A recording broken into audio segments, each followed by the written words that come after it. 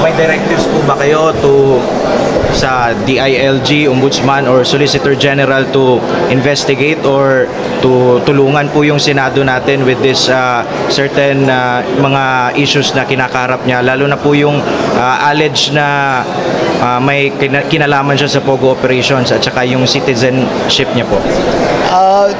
Well, matagal na namin iniimbestigahan yan, kaya naman nahuli yan eh. Dahil rinid natin yung sa Banban at nakita natin yan, nakita yung mga dokumento, nakini-question ngayon natin yan kung talagang totoo ito mga ito at saka paano siya tumakbo ng mayor. Dahil marami, kilala ko lahat ng mga tiga-Tarlac na politiko eh. Walang may kilala sa kanya. Kaya nagtataka kami kung saan nanggaling ito, bakit ganito ito, hindi namin malaman. Kaya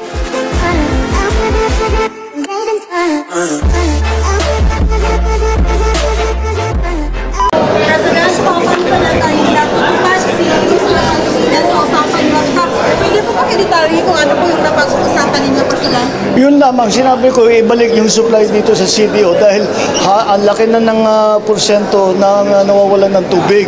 So nag-usap kami, nakapag-agree naman sila.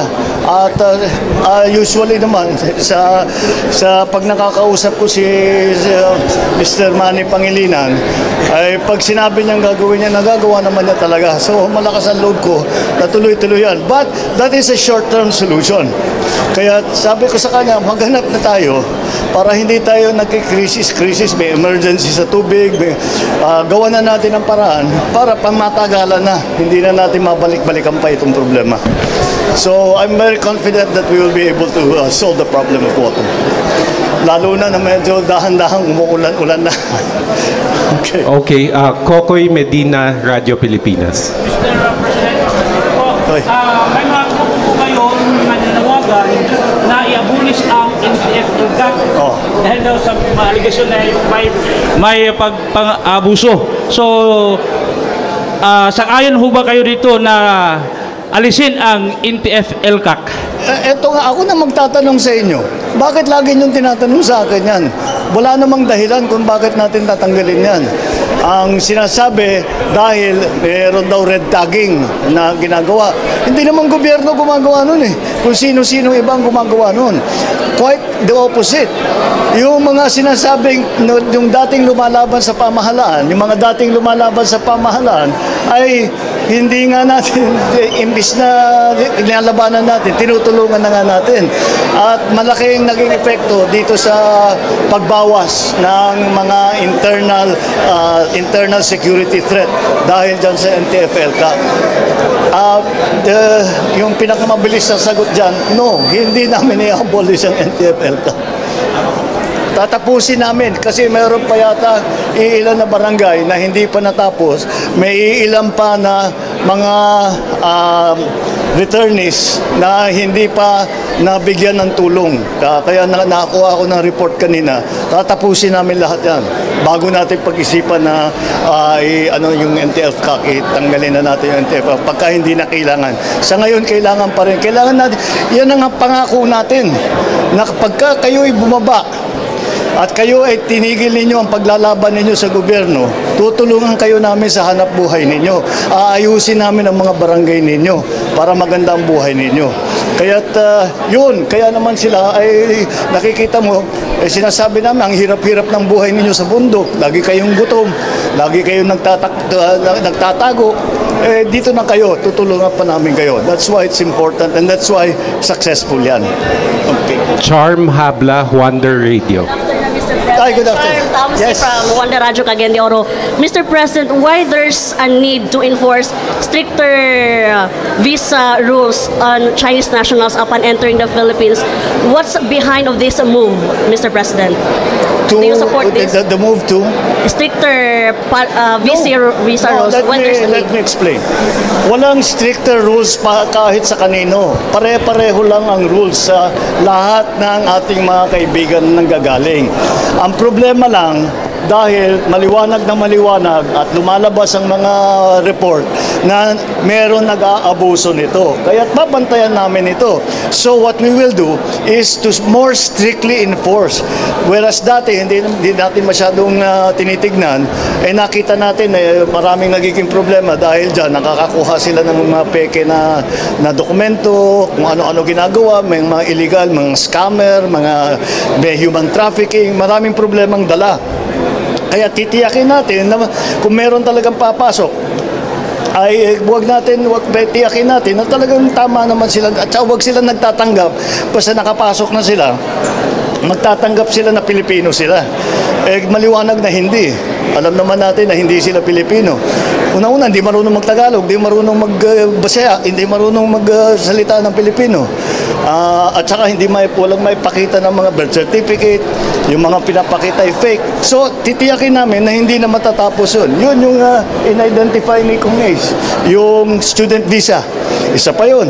Abuso yun. So, titiyakin natin na hindi na mangyayari yun. Walang special na rules para sa kahit na kanino. Pantay-pantay lang lahat.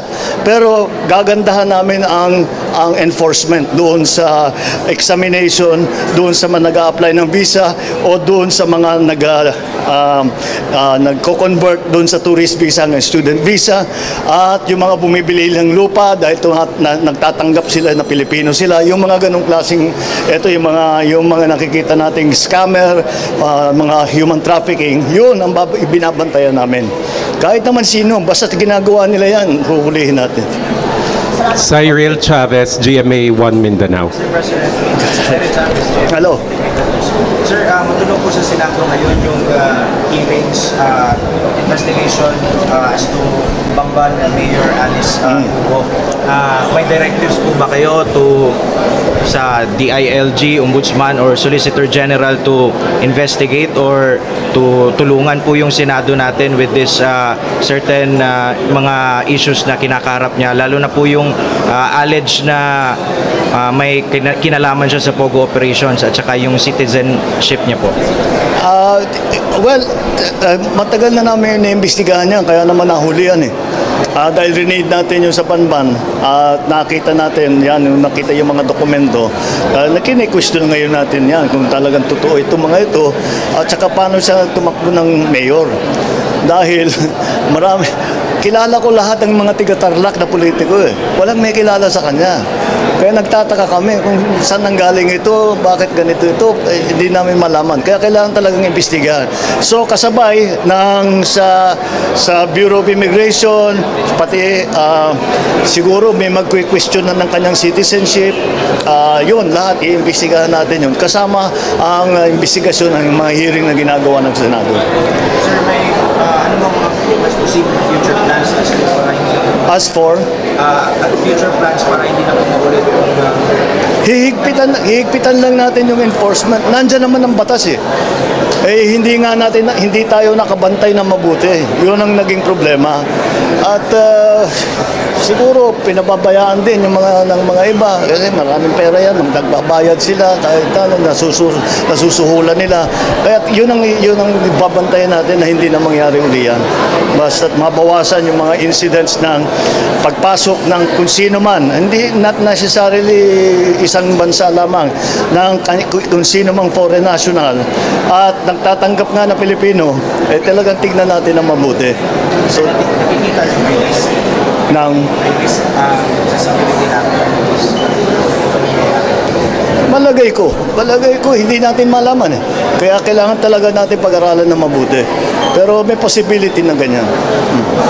Last question po, Ding Patulot, PND. Good afternoon po, President. Good afternoon. My question po is, anytime soon po ba masa-certify na po yung rice tariffication law? I'm sorry? Masa-certify na po ba yung rice tariffication law? As what? As urgent, yung Yes sinasabi po, mo? as urgent po. Actually, masi-certify talaga yan. Ngunit, meron na ng maging magandang usapan ng House at saka ang Senado, nakahanap na kami ng solusyon para makapag-import ang gobyerno para kaya natin pababayin. Pagka mataas ang presyo ng bigas, magbibitaw tayo ng bigas, ang bibenta tayo ng mababa para sumunod ang merkado. So, kahit na I don't want to preempt the bicameral committee, but I think we have found a solution already so that kahit papano, maybe the mechanism will be different from that which was proposed. But in the end, ang net effect pareho pa rin, makakapag-import ang national government. I don't know through which agency first. They will have to decide which is best. Siyempre, nagkikipag-ugnayan tayo. And I think we may have found a solution. And makikita natin that we will be immediately able to bring down the price of rice. Thank you very much, Mr. President, and to the members of the media. Magandang hapon po. Thank you.